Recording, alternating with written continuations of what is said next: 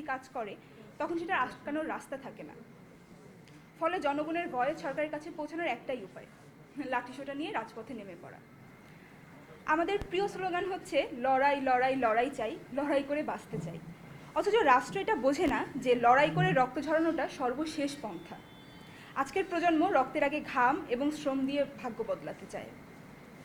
এই যে একটা বড়সড় গ্যাপ, এটা ব্রিজ করার দায়িত্ব হচ্ছে বিভিন্ন নাগরিক সংগঠন কিংবা সিভিল সোসাইটির।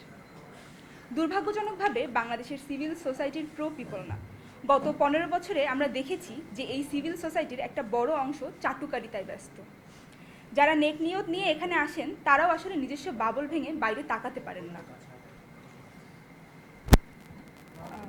দেখা যায় একজন বড় মাপের বুদ্ধিজীবী হয়তো বক্তৃতা করছেন, অথচ তার ভাষার সাথে জনগণের আশা আকাঙ্ক্ষার সম্পর্ক নেই বললেই চলে।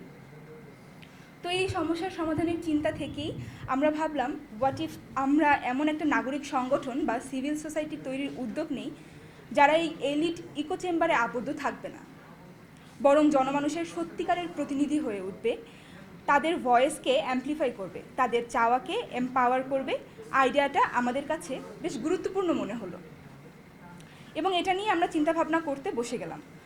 তখন আমাদের কাছে আরেকটা জরুরি জিনিস ধরা পড়লো, সেটা হচ্ছে সিভিল সোসাইটিতে তরুণ প্রজন্মের অংশগ্রহণ একেবারেই সীমিত।